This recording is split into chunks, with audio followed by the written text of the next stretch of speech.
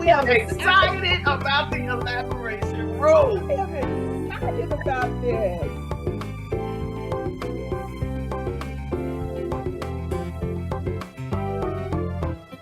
Welcome to the Elaboration Room with Reverend Yo and Reverend Harris. Hello, everyone. Thank you for joining us once again in the Elaboration Room with two sisters of one.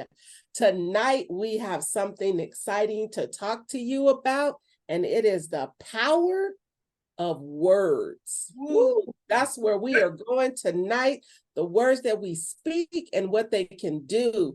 They can be good and they can be bad. So tonight we are going into that. We're talking about the power of words.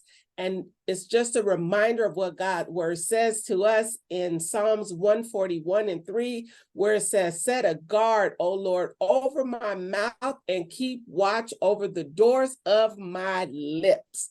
So that's where we're going to be talking about tonight, watching our words, the power of our words when we speak and how they can harm or help individuals. So tonight, my sister is going to kick us off, and she's coming at us straight tonight with the power of words in the Elaboration Room with two sisters of one. It's yours, sis. Go for it. That's right, the power of words. You know what? We need to be cognizant of how we speak to each other, how we speak to our spouse or significant other, how we are speaking to our children, our friends, co-workers, and even the stranger on the street. True. Now, when we disagree, instead of flying off the handle first, we need to listen first before we speak. In the book of James, the first chapter, always pray for God to order our tongue. Yes. Otherwise, the tongue has the ability to kill like any weapon, and it cuts both ways. That tongue can be a two-edged sword, which welcomes you as well as it welcomes the other person. Yep, that is true.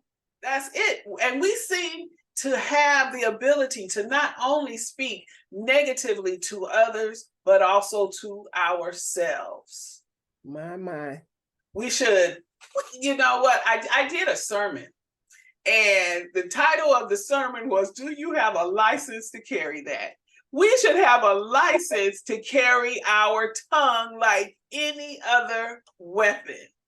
Because you think about it, when we are spewing out words which kill spirits and dreams and self-esteem and hope. Even when we say things in jest, when we say things jokingly, we may truly in our heart not mean any harm, but to the other person, as my husband would say, sounds like you cutting them low. We may be cutting them low, especially children. Yeah. Especially children. And I caught myself as we were out with the grandson, and I started thinking about the way our elders would talk to us, you know, and to other children. Without a thought, without giving it a great thought. Call them an idiot before even thinking about it, or call them stupid. Why did you do that? Oh, are you that stupid? You know, or telling a child that this one, you're not worth a penny. And so we have to think about all of those things. And when you think about that movie, The Help, where the child was told, you are good, you are beautiful, you are, look at you, that's right, you know it, you are kind. That's what we need to be doing to ourselves and to our children, just to each other, speaking life with our words. That is true, because our words are very powerful. Yes. And the words we speak, when we speak, our words also have actions to them. Because if we think about it, when God spoke, God created. He created the universe just by speaking. So when we use our words, we have to be very careful, because we can speak life, and it tells us in the book of James, we can speak life or we can speak death with our tongues over what we speak to people. So we have to be very careful when we speaking certain words over people, because our words have some serious power to them. Yes, they do. We speak life, we speak healings, we speak death. So we have to be careful that this tongue is very powerful, and using it incorrectly will also cause a problem. So I believe it's in the book of Proverbs. Well, it talks about the tongue has the power of life and death. And so, and it also tells us in that same verse, I believe, where it talks about that those who love it will eat of its fruit. So we really have to be careful, because what we speak will also manifest into reality, into the lives of those that we're speaking against. That's why when I don't feel well, I don't say I have whatever. I'm getting through it. I'm just having a rough day, but it's coming through, because I just believe when we speak the positive over the negative, then we're speaking life into the situation. You are correct. And that's what even a person's finances, and I tell my family all the time, don't come to me, don't say I'm broke. Yeah. Because I'm sure you have a penny, a dollar, you have something. So that means you are not broke.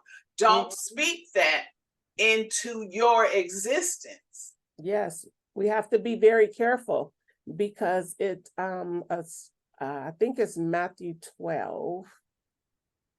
I didn't even have this written down, so I got to go to it. Yes, Matthew 12, 36 and 37. And I'm going to read it from the NIV version just for understanding. It says, "But I tell you that everyone will have to give account on the day of judgment for every empty word they have spoken. For by your words you will be acquitted, and by your words you will be condemned." Yes, that's what I'm saying. And you have to be so careful to watch what you are saying, even in jest, even when you are joking. I know that we have what we call our love language, our friendship language, where we may say things to our friends, even not meaning to bring harm or anything like that, but you are speaking these negative words into the space that they are in. Yes.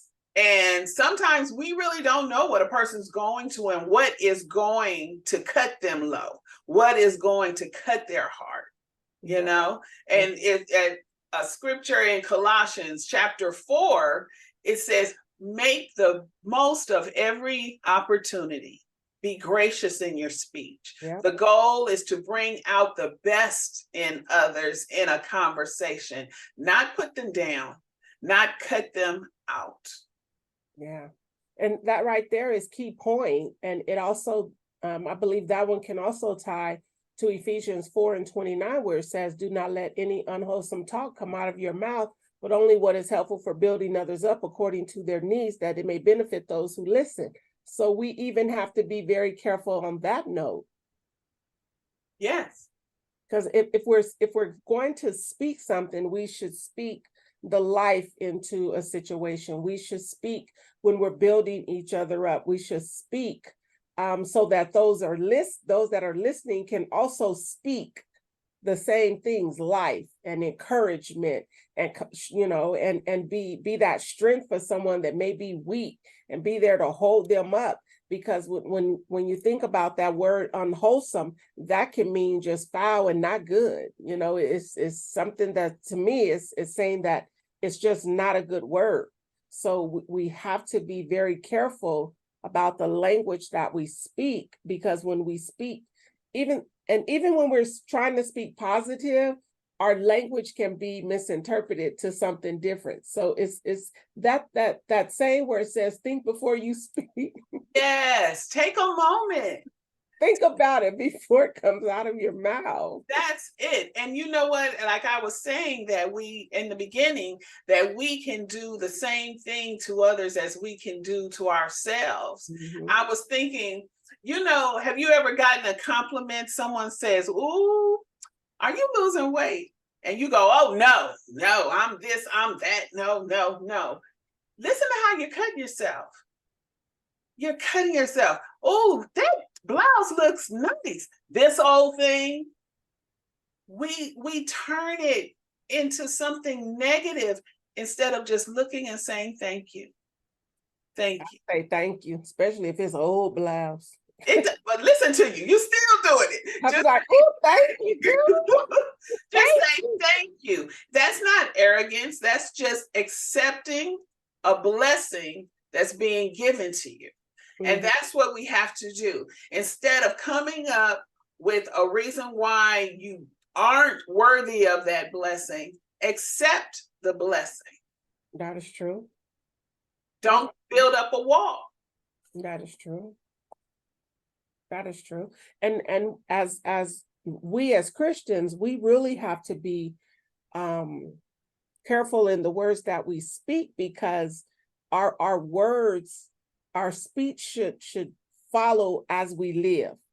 Yes. So if we're living for Christ, we have that positive attitude of what we say we believe, what we who we say we believe in, and our choice of words should represent that very thing that we say that we believe.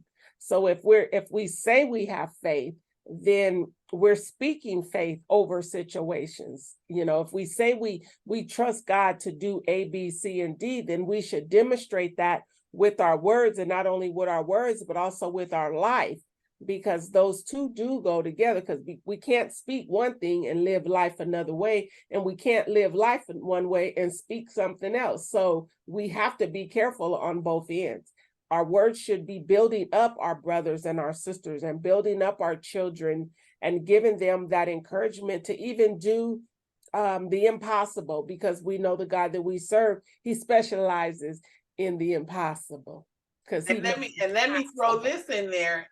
The other person doesn't have to hear the negativity. That's right. You are spewing out. If you are spewing it out in thought or word, you are spewing out a weapon.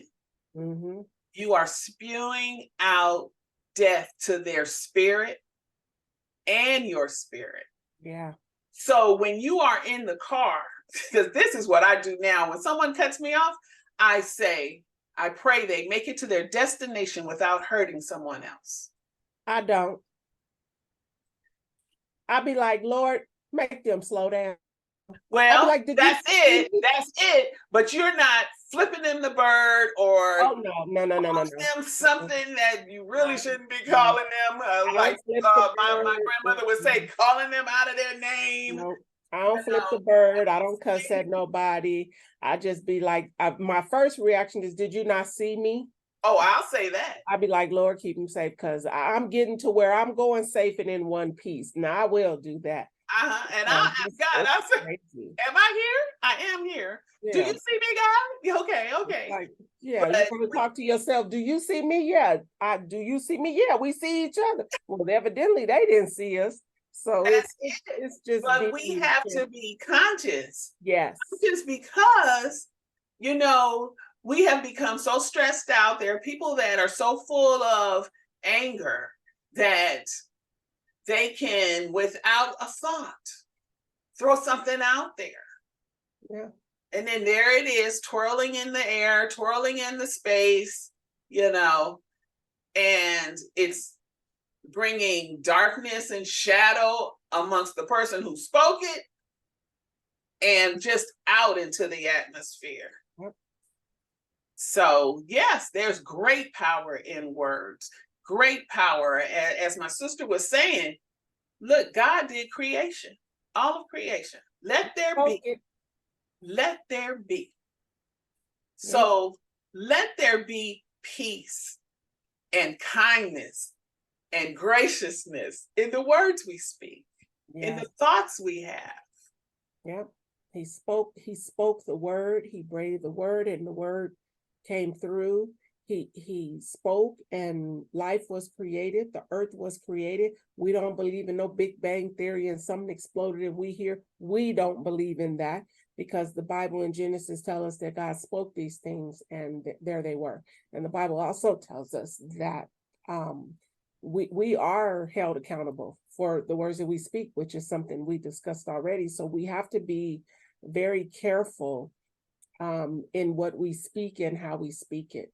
So it can be, I think didn't you use Colossians 4? Because isn't that the one that talks about Yes. always let your speech be gracious and seasoned with salt? That's it. That's what I said. That's it. That's it. Don't cut them out. Yeah, we have to be very Remember, careful. accept every blessing that is being sent your way. Say thank you. Yeah.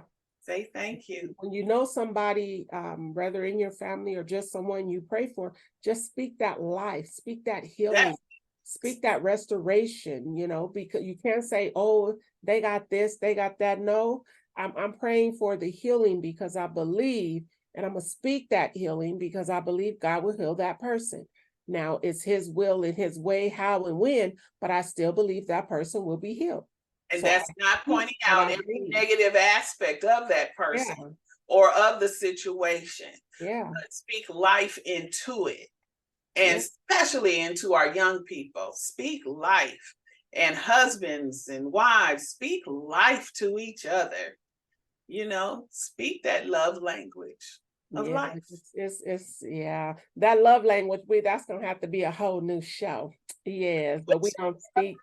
We don't speak language like that. Yeah. So we are just giving you something else to consider. We are not experts by no means, but we are trying to walk obedient to what God puts before us. So we're just giving you something else to consider. That is true. And as we always say, we want you to be brave, be strong, and be different. Ask and it will be given unto you. Seek and ye shall find. Knock and the door shall be opened unto you. Believe in yourself and encourage yourself. But in all things, remember, seek ye first the kingdom of God and his righteousness, and all these things will be added unto you. We thank you for joining us once again in the elaboration room with two sisters of one. Remember, if you have a topic you want us to discuss, put it down in the comments and you just may hear us talking about it. Thank you, our brothers and sisters, for joining us tonight, and have a great evening. Bye-bye. The Elaboration Room with two sisters of one. Make sure you like and subscribe and stay tuned for the next episode every Monday at 6 p.m.